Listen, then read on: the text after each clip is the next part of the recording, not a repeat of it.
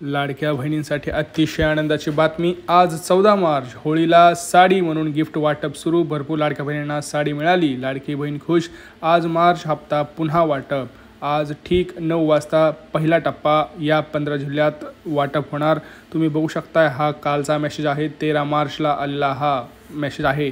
अशाच प्रकारे आज सुद्धा तुम्हाला मेसेज येणार आहे। आज जरी बँक बंद असल्या तरी ट्रान्झॅक्शन्स हे चालू राहणार आहेत आणि तुमच्या मोबाईलवरती सुद्धा मेसेज हे येणार आहेत। बघू शकता, आपल्याला कमेंट्सद्वारे सुद्धा सांगण्यात येत आहे की 1500 आले मार्चचे, थँक्यू आदितीताई। आणि भरपूर लाडक्या बहिणी अशा आहेत ज्यांना आता अजून एक नवीन गिफ्ट मिळणार आहे। परंतु यात एक धक्कादायक बातमी म्हणजे या लाडक्या बहिणींना मार्च महिन्यामधून वगळण्यात आलेलं आहे।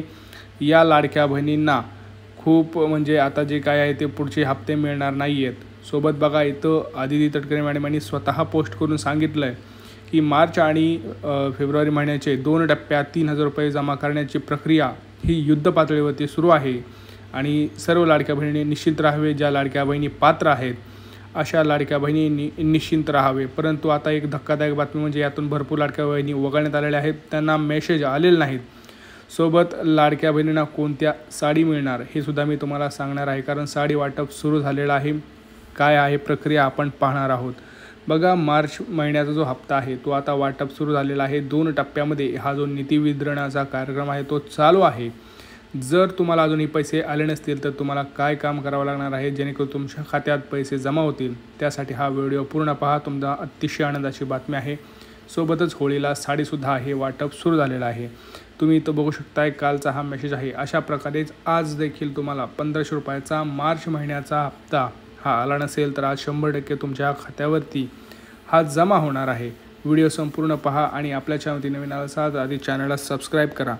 हा व्हिडिओ जास्तीत जास्त शेअर करा आणि कमेंट्समध्ये मला सांगा की तुम्हाला मार्च महिन्याचा हप्ता आला आहे का, फेब्रुवारीचा हप्ता आला आहे का, साडी मिळाली आहे का, तुम्हाला आनंदाचा शिधा मिळाला आहे का। कारण खूप साऱ्या गोष्टी आहेत ज्या लाडक्या बहिणींना माहीत नाहीत।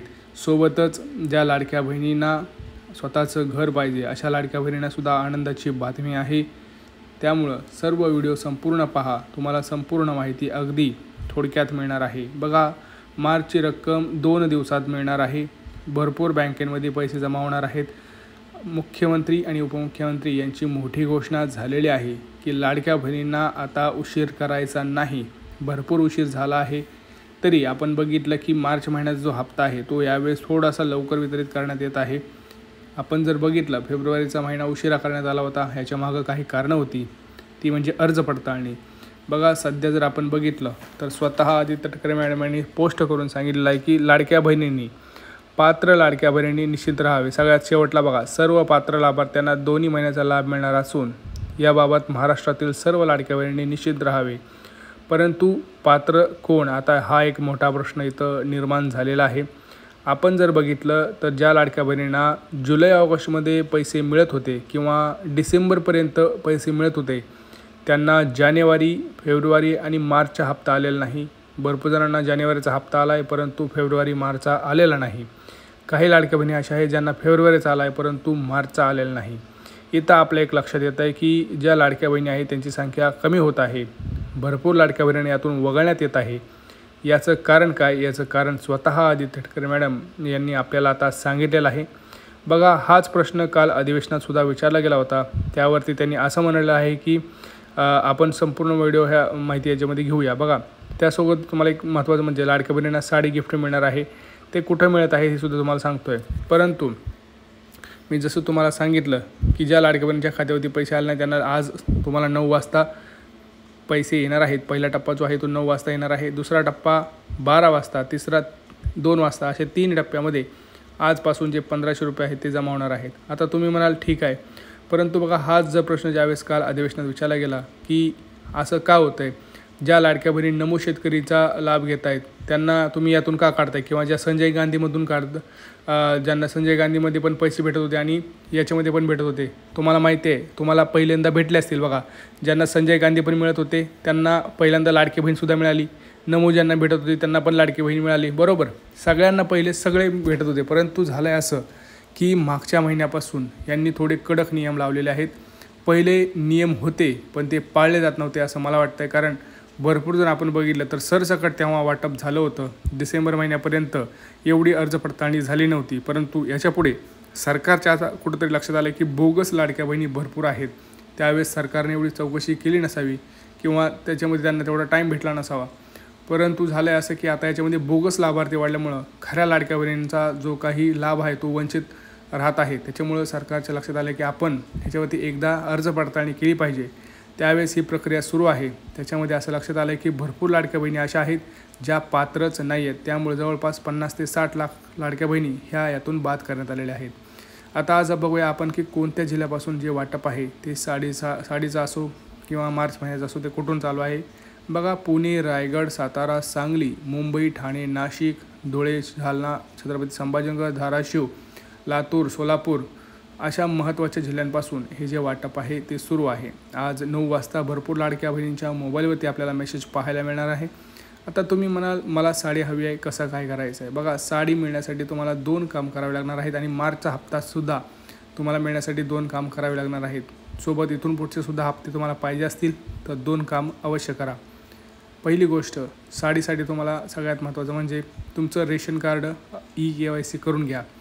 रेशन कार्डची जर EKYC केली नसेल तर तुम्हाला आनंदाचा शिधासुद्धा मिळणार नाही आणि साडीसुद्धा मिळणार नाही.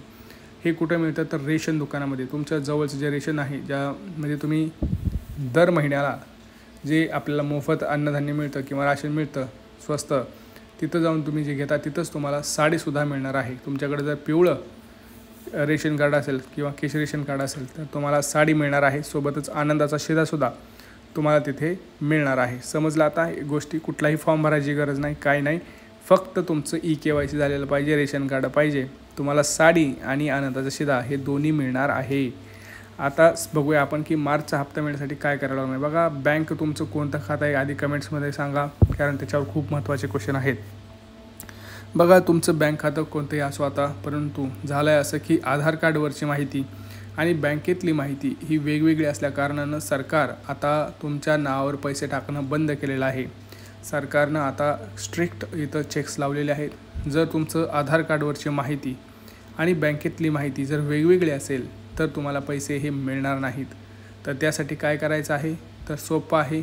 आधार कार्ड तुमचं अपडेट करून घ्या. आधार कार्डवरचं नाव आणि बँकेतलं नाव हे दोन्ही एक करून घ्या. सगळी माहिती सेम करून घ्या. बर्थ डेट असू द्या, तुमच्या नावातली स्पेलिंग असू द्या, मोबाईल नंबर असू द्या, हे बँकेत आणि तुमच्या आधार कार्डवर सेम राहू द्या. म्हणजे तुम्हाला मार्चचा हप्ता मिळणार आहे. सोबतच रेशन कार्डची EKYC करून घ्या, नाही तर तुम्हाला पैसे हे मिळणार नाहीत. आता तुम्हाला वाटेल की मला तर हप्ता आला आहे मार्चचा, मग मी का टेन्शन घेऊ. बघा, मार्चचा जरी हप्ता आला असेल तरी तुम्हाला अजून गॅस सिलेंडरचे पैसे आलेले नाहीत किंवा एप्रिलचा पैसा आलेला नाही, तर ते येण्यासाठी तुम्हाला हे सगळ्या गोष्टी करून घ्याव्या लागतील. तुम्हाला असं वाटत असेल की मार्चचा आला इथून पुढे हे येतील, असं होणार नाही. तुम्हाला एप्रिलसाठी सुद्धा हे सगळं काम एकदा करून घ्यावं लागेल. उत्पन्नाचा दाखला काढून ठेवा, कारण कोणत्याही क्षणी तुमच्याकडे अर्ज पडताळणी येऊ शकते आणि तुमच्याकडे जर उत्पन्नाचा दाखला नसेल किंवा रेशन कार्डची EKYC झालेलं नसेल तर मात्र तुम्हाला या योजनेतून बाहेर काढलं जाईल आणि तुमचं उत्पन्नसुद्धा चेक केलं जाईल की किती खरंच तुम्ही 2.5 लाखापर्यंत आहात का, तुमच्याकडे 4 चाकी वाहन तर नाही ना, किंवा इतर कुठल्या योजनेचा तुम्ही लाभ तर घेत नाहीत ना, जसं संजय गांधी निर्धार योजना किंवा नमो शेतकरी योजना. आता तुम्हीच सांगा, तुम्हाला काय वाटतं, या जे नियम आहेत हे शिथिल केले पाहिजेत का. मला तर वाटतं की हे जे वाटप आहे ते सरसकट सर्व लाडक्या बहिणींना द्यावं. कुठलाही भेदभाव न करता प्रत्येक लाडक्या बहिणींना तुम्ही 1,500 रुपये हे दिले पाहिजे, असं माझं वैयक्तिक मत आहे. तुमचं काय मत आहे तुम्ही कमेंट सेक्शनमध्ये नक्की कळवा. हा व्हिडिओ जास्तीत जास्त लाडक्या बहिणींना शेअर करा. काही प्रश्न असेल तर नक्की विचारा. भेटूया पुढच्या व्हिडिओमध्ये. तोपर्यंत जय महाराष्ट्र.